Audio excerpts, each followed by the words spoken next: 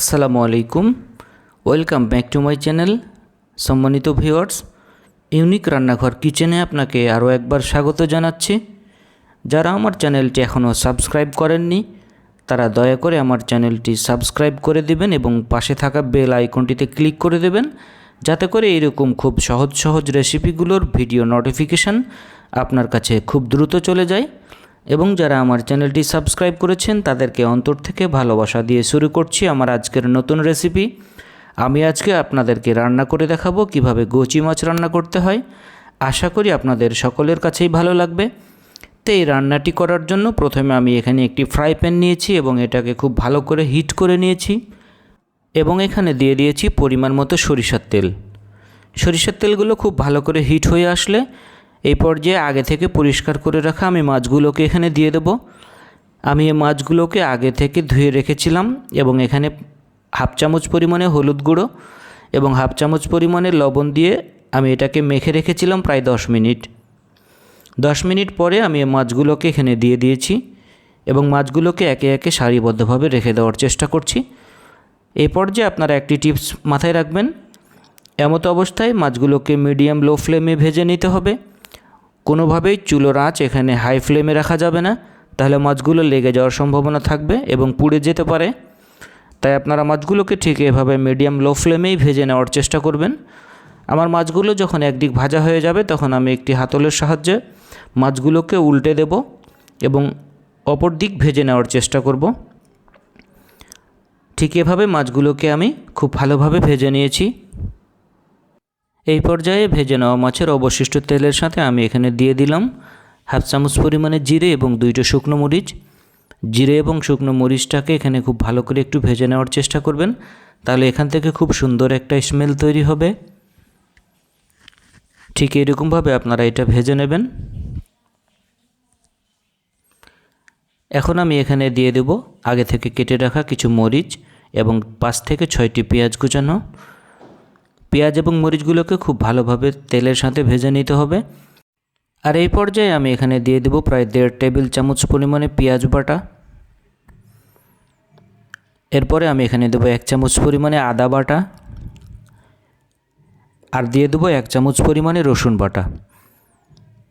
এই মশলার উপকরণগুলোকে পেঁয়াজের সাথে খুব ভালোভাবে মিশিয়ে নিতে হবে। আপনারা ঠিক এভাবে উপকরণগুলোকে মিশিয়ে নেবেন। এগুলো খুব ভালোভাবে মেশানো হয়ে গেলে আমি এখন এখানে দিয়ে দেব প্রায় 1.5 টেবিল চামচ পরিমাণে হলুদ গুঁড়ো এবং এখানে দিতে হবে 1 চামচ পরিমাণে ধনিয়া গুঁড়ো আর এখানে দিয়ে দেব লাল মরিচের গুঁড়ো 1 চামচ পরিমাণে। মরিচ গুঁড়োটা আপনারা আপনাদের স্বাদ অনুযায়ী দিবেন। ঝাল যারা একটু বেশি খেতে পছন্দ করেন তারা একটু বেশি দেবেন। এখানে আমি 1 চামচ পরিমাণে দিয়েছি, ঝাল যারা কম খান এই 1 চামচ পরিমাণে দিলেই হয়ে যাবে। আর আমি এখানে দিয়ে দেবো স্বাদ অনুযায়ী লবণ। আমি এখানে 1 চামচ পরিমাণে লবণ দিয়েছি, আপনারা আপনাদের যে যার স্বাদ অনুযায়ী লবণ দিয়ে নেবেন। আর এখানে আমি 1 কাপ পরিমাণে পানি দিয়ে দিলাম। পানি দেওয়ার পরে সমস্ত মশলার উপকরণগুলোকে খুব ভালোভাবে মিশিয়ে নিতে হবে। আপনারাও ঠিক এভাবে মশলার উপকরণগুলোকে খুব ভালোভাবে মিশিয়ে নেবেন। মশলার উপকরণগুলোকে খুব ভালো করে মেশানো হয়ে গেলে এটাকে আমি ঢেকে রান্না করব প্রায় 2 থেকে 3 মিনিট। 2 থেকে 3 মিনিট পরে ফিরে আসছি এবং ঢাকনা খুলে এটাকে খুব ভালোভাবে নেড়ে দিচ্ছি। এ পর্যায়ে আমাদের মশলা ভাজা হয়ে গিয়েছে। আমরা এখন এখানে দিয়ে দেব পরিমাণ মতো পানি।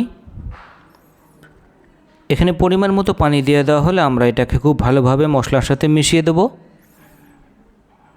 এগুলোকে খুব ভালোভাবে মেশানো হয়ে গেলে আমরা এটাকে ঢেকে রান্না করে নেব আরও 2 মিনিট। ঢাকনা খুলে 2 মিনিট পরে ফিরে আসছি।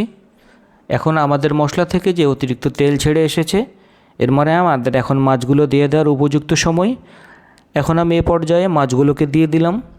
মাছগুলো এখানে দিয়ে দেওয়া হলে আলতো করে মশলার সাথে মাছগুলোকে খুব ভালো করে মিশিয়ে দিতে হবে। এটা অনেক জোরে মাছগুলোকে মেশানো যাবে না, তাহলে মাছগুলো ভেঙে যেতে পারে। এই জন্য আপনারা অবশ্যই মাছগুলোকে খুবই আস্তে করে এটাকে মেশানোর চেষ্টা করবেন। ঠিক আমি যেভাবে মেশাচ্ছি আপনারা এইভাবে এটাকে মিশিয়ে নেওয়ার চেষ্টা করবেন।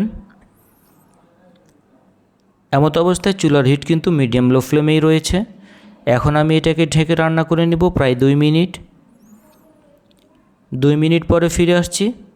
দেখতে পাচ্ছেন আমার মাছ রান্না প্রায় শেষ হয়ে গিয়েছে এবং মাছের কালারটাও খুব দারুণ এসেছে। এখন আমি এই পর্যায়ে দিয়ে দেবো 1 চামচ পরিমাণে জিরে গুঁড়ো। এটাকে আমি আগে থেকে ভেজে গুঁড়ো করে রেখেছিলাম। এটাকে দিয়ে আপনারা আলতো করে খুব ভালো করে মিশিয়ে নেওয়ার চেষ্টা করবেন। ঠিক আমি যেভাবে মিশিয়ে নিচ্ছি আপনারাও এটাকে এভাবে মিশিয়ে নেবেন এবং এটাকে ঢাকনা ছাড়াই রান্না করে নেবেন প্রায় 1 থেকে 2 মিনিট। 1 থেকে 2 মিনিট পরে আমাদের এটা এখন রান্না শেষ হয়ে গিয়েছে। এখন এটা আপনাদেরকে পরিবেশন করে দেখাবো। দেখতেই পাচ্ছেন এটা কতটা সুন্দর এবং লোভনীয় দেখাচ্ছে। আপনারা অবশ্যই এইভাবে বাসায় ট্রাই করবেন এবং কেমন হচ্ছে তা আমাকে কমেন্ট বক্সে জানাবেন।